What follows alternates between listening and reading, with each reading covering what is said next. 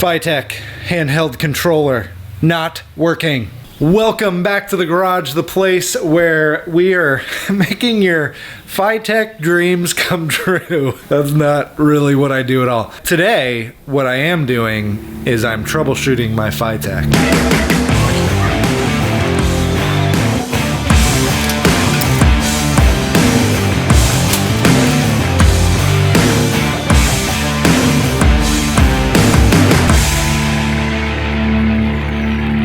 Handheld controller turns on, and then blink. So and then I got my other controller from FiTech because I said, hey, I think my controller's gone bad. I think I need a new one. So plug this one in, and it turns on and off and on and off and on and off. I've got a bunch of super helpful feedback from you guys after I posted that video that was saying, today I need your help. I'm having some FiTech issues and just kind of scratching my head a little bit. So let me go through some of that. Paul Perry said, display problem may be that you have bad ground issue. John Doe, real unique name. He said your problem is the ECU at the front of the FiTech unit. Take key power and add 12 volts to the red wire that supplies your handheld. Leo said move your coil away from the ECU, mount it to one of the ends of the heads. Make sure your EFI power is coming off the battery directly and has no iffy connections. That's a good one. Make sure your grounds from your battery to your engine and frame to engine are solid. Good, couple good things there. All right, so based on the feedback that you guys have given me, I'm gonna check 3 things for my handheld controller. Power. Check the battery power, the power to everything and everywhere, grounding issues, and then interference. Let's get started.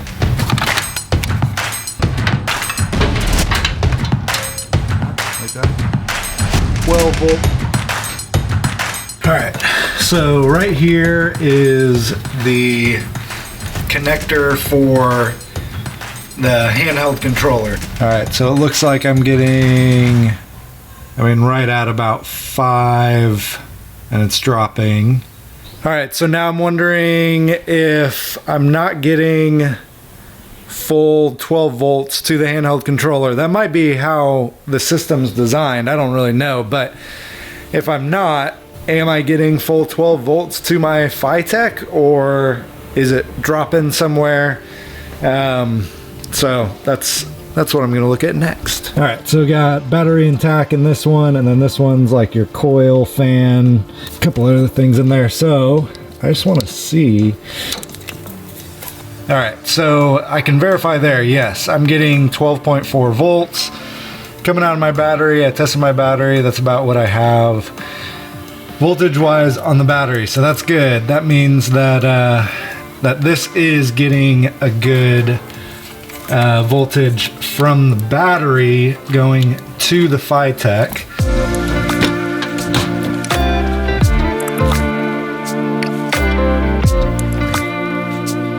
All right, so got the multimeter out. Gonna test for my ground. So we're gonna put this one on the battery terminal, and then, all right, so checking my ground right at the base of the FiTech, and it's looking pretty good. Little bit of resistance, 0.3, 0.4. I'm not too concerned with that. Or this is the power for the handheld controller and the ground as well. 0.1, 0.2.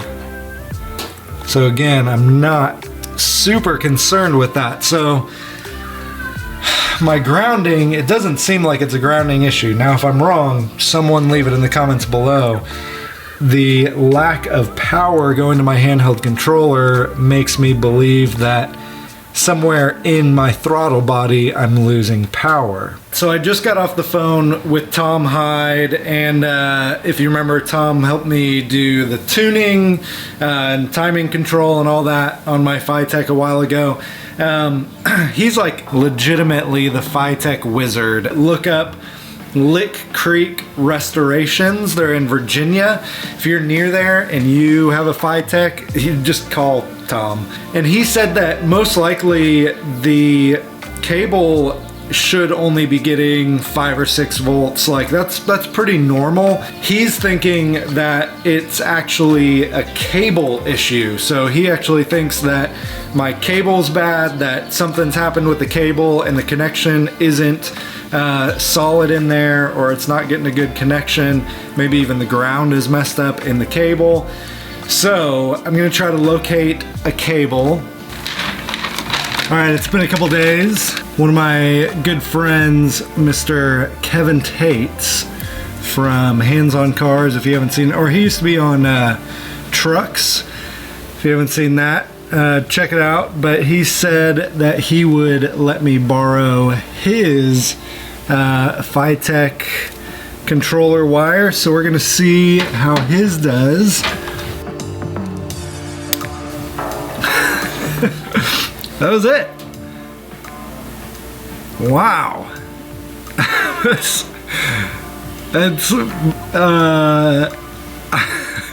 all right, so I'm glad it's the wire, but that was ridiculously easy. But got it figured out. Oh, dang it. I have the white screen. No. Oh, I guess that wasn't it. And then on this one, it's the blinking. All right, so what I'm gonna do now, I'm actually gonna call FiTech, just see if they know any additional troubleshooting that I need to do. Your call is very important to us. Please wait for the next available agent. Your call is very important to us. Please wait for the next available agent. Call is very important to us. Please wait for the next available agent. Your call is very important to us. Please wait for the next available agent. I had a question for you. I'm having some issues with my handheld controller. It's not staying on. And I have 2 cords. I have 2 handheld controllers.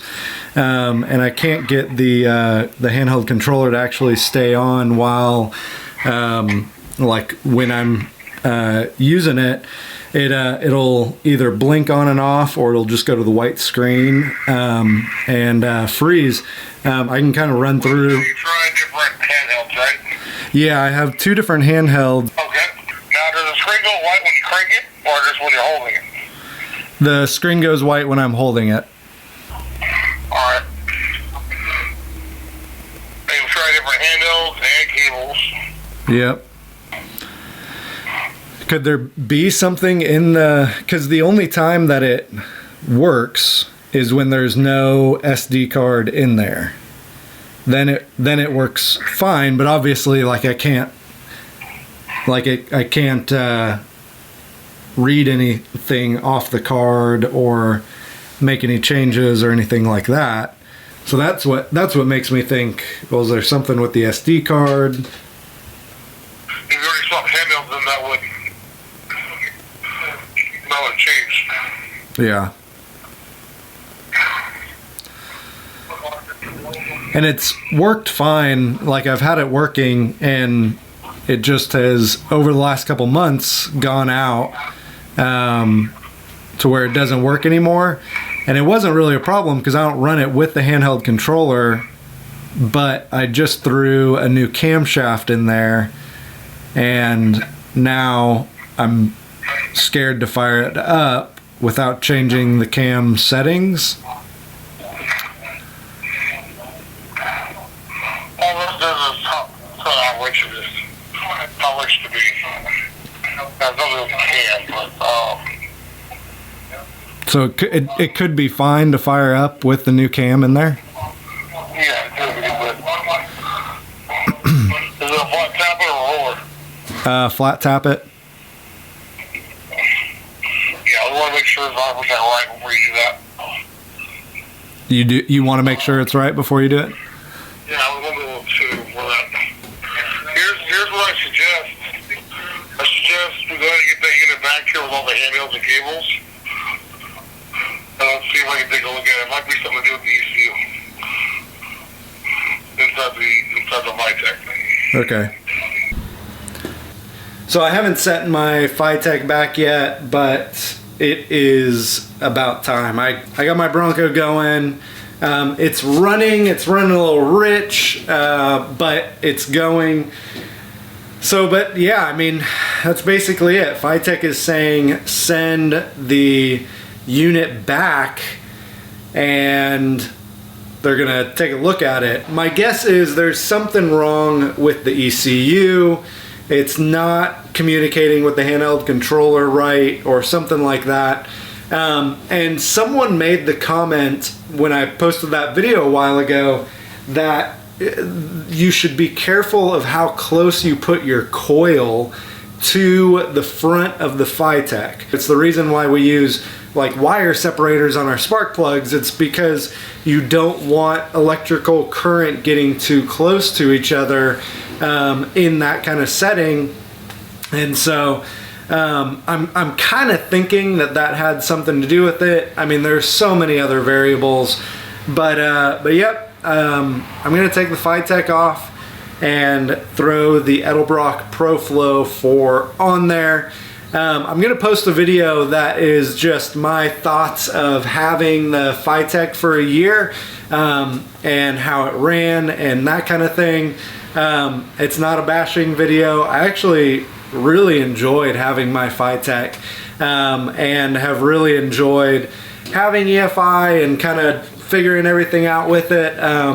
And so yeah, I'm kind of excited to make that video and just kind of recap my time with my FiTech. But that's it for today. Comment below if you guys have any suggestions, thoughts, questions, or anything like that. I'll see you next time.